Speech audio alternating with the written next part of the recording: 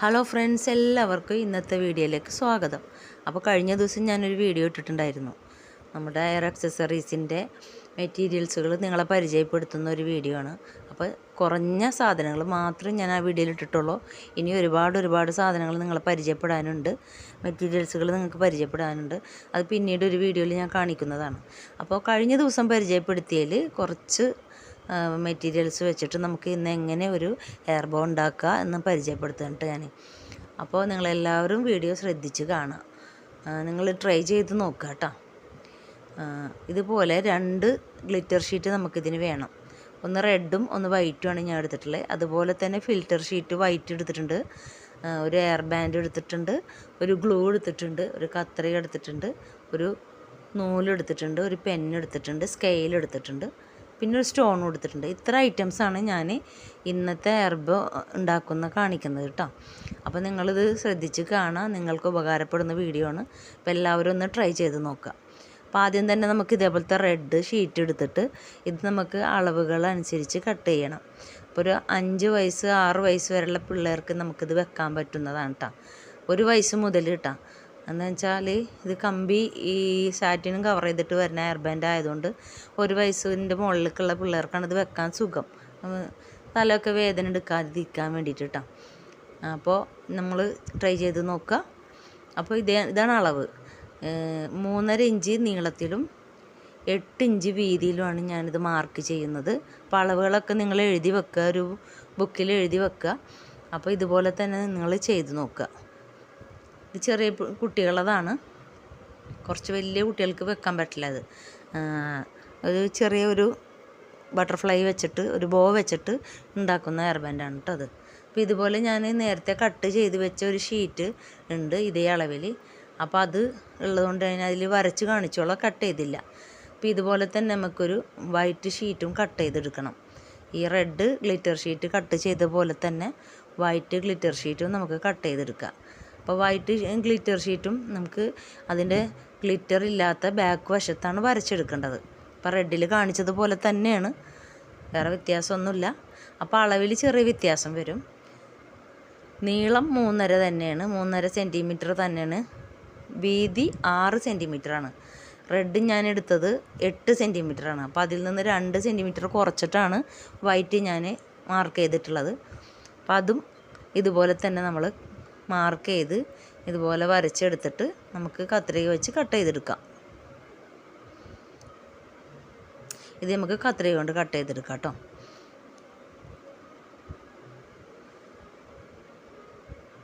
ഇങ്ങനെ കട്ട് ചെയ്ത് കഴിഞ്ഞതിന് ശേഷം നമുക്ക് ഇതിൻ്റെ 2 ഗ്ലിറ്റർ ഷീറ്റും കട്ട് ചെയ്തതിൻ്റെ ഭാഗം എൻ്റെ എൻഡ് വശമുണ്ട്, ഷാർപ്പായി നിൽക്കുന്ന എൻഡ് വശം, നമുക്ക് ഇതേപോലെ നിൽക്കുന്ന വശം ഇവിടെ നമുക്ക് ഷേപ്പ് ചെയ്തെടുക്കണം.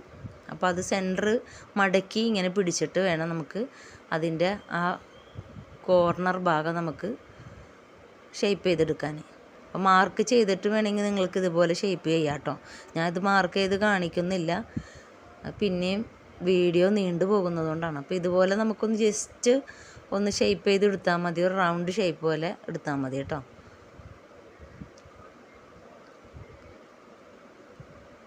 ഇതുപോലെ തന്നെ നമുക്ക് ആ റെഡ് നമുക്ക് ചെയ്തെടുക്കണം കേട്ടോ.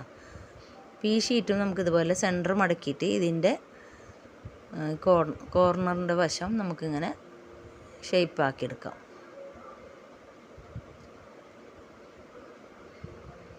ഇനി നമുക്കിത് നിവർത്തിയിട്ട് ഇതിൻ്റെ ബാക്ക് വശത്തൊന്ന് മാർക്ക് ചെയ്യാനുണ്ട്.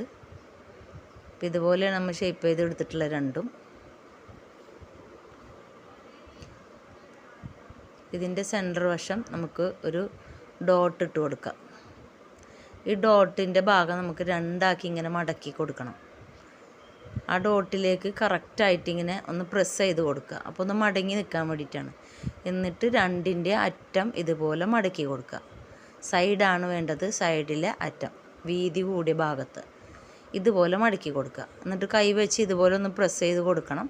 എന്നിട്ട് തിരിച്ചിട്ട് അതിൻ്റെ ഗ്ലിറ്ററുള്ള ഭാഗത്ത് ഫ്രണ്ടിലേക്ക് കൊണ്ടുവന്നിട്ട് നൂല് വെച്ച് സെൻറ്റർ ഒന്ന് ടൈറ്റ് ചെയ്ത് കെട്ടിക്കൊടുക്കുക. അപ്പോൾ നൂല് വെച്ച് ഇങ്ങനെ നല്ലതുപോലെ ഒന്ന് ടൈറ്റ് ചെയ്തിട്ട് കെട്ടണം കേട്ടോ. അല്ലെങ്കിൽ അത് ലൂസായി പോരും. ടൈറ്റ് ചെയ്യുമ്പോൾ അത് നല്ല ഭംഗിയിൽ തന്നെ ഇരുന്നോളും.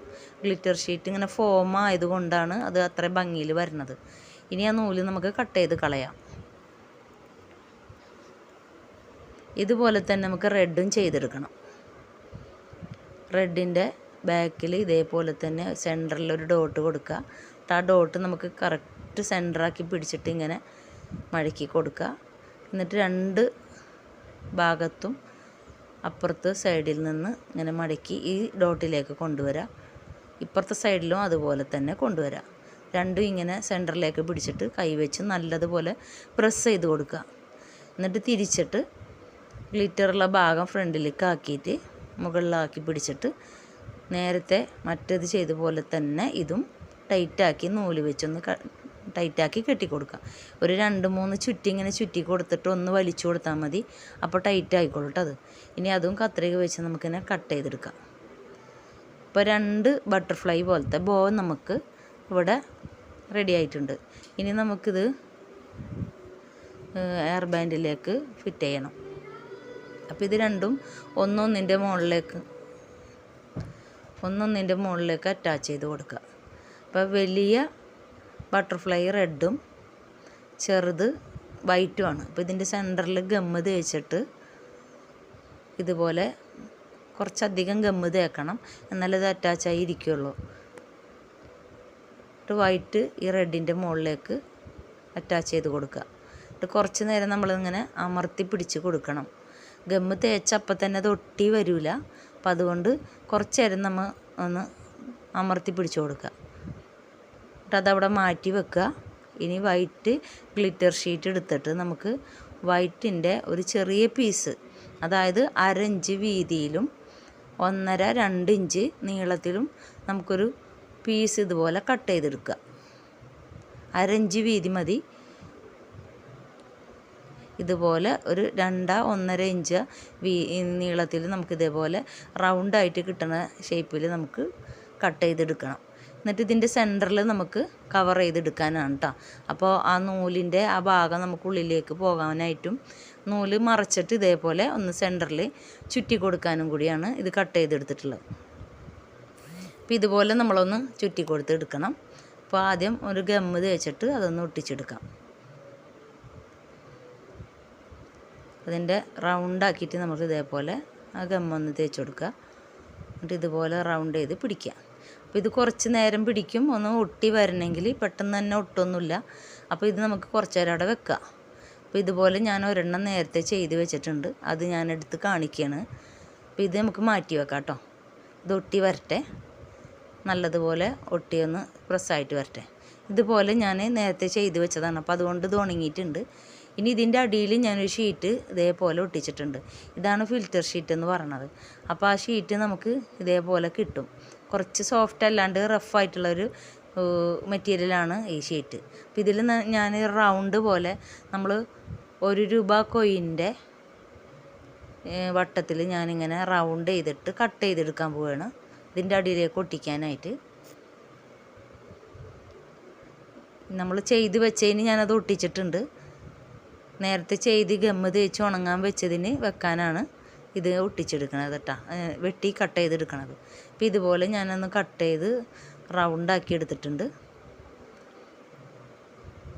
ഇതൊരു കോട്ടം കൂടിയ പോലത്തതായതുകൊണ്ട് പെട്ടെന്ന് തന്നെ ഗമ്മ് തേച്ചാൽ നമുക്ക് ഒട്ടിച്ചെടുക്കാൻ പറ്റും. അതാണ് ഇതിൻ്റെ പ്രത്യേകത.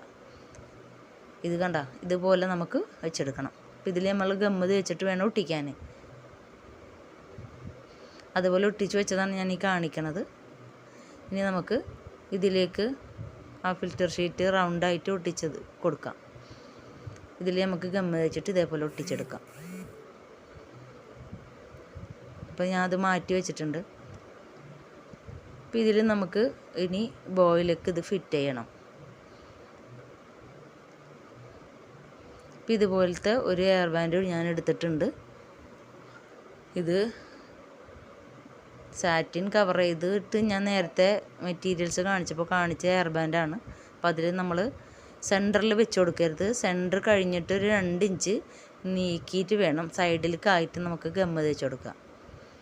ഇതുപോലെ ഗമ്മ് തേച്ചിട്ട് ഇത് നമുക്ക് ഇതിൽ അറ്റാച്ച് ചെയ്ത് കൊടുക്കാം. ഇനി കുറച്ച് നേരം ഇതിങ്ങനെ പിടിച്ച് കൊടുക്കണം, എന്നാലേ അത് ഒട്ടി വരുള്ളൂ കേട്ടോ. ഇനിയിപ്പോൾ 2 സൈഡിലും ആ ഫിൽറ്റർ ഷീറ്റ് ഇങ്ങനെ മുകളിലേക്ക് കാണുന്നുണ്ട്. അതൊന്ന് നമുക്ക് അങ്ങോട്ട് കവർ ചെയ്തിട്ട് എയർ ബാൻഡിൻ്റെയോട് കൂടെ ചേർത്ത് ഒട്ടിച്ചു കൊടുക്കണം. അപ്പോൾ അത് താഴത്ത് വെച്ചിട്ട് അതിൻ്റെ അടിവശത്തായിട്ട് ഇതുപോലെ ഗമ്മ് തേച്ച് കൊടുക്കുക. ആ ഫിൽറ്റർ ഷീറ്റിൻ്റെ മുകളിലായിട്ട് ഇങ്ങനെ ഗമ്മ് തേച്ചിട്ട് വേണം അത് മടക്കി ഒട്ടിച്ചു കൊടുക്കാൻ. അപ്പോൾ ഇതുപോലെ തേച്ച് കൊടുക്കുക. എന്നിട്ട് അത് നമുക്ക് ഹെയർ ബാൻഡിനോട് ചേർത്തിട്ട് മടക്കിയിട്ട് ഒട്ടിച്ചു കൊടുക്കണം.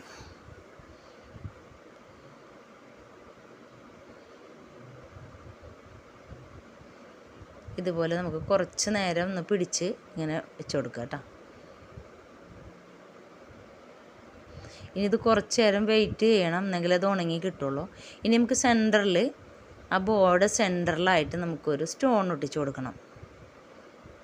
അപ്പോൾ സ്റ്റോൺ ഞാൻ നേരത്തെ കാണിച്ചിട്ടുണ്ടായിരുന്നു. നമുക്ക് ആ സ്റ്റോണും കൂടി ഒന്ന് അവിടെ അറ്റാച്ച് ചെയ്ത് കൊടുക്കാം. അപ്പോൾ അവിടെ ഒരു ഗമ്മ് തേച്ചിട്ട് നമുക്ക് ഇതുപോലെ ഒട്ടിച്ചു കൊടുക്കാം.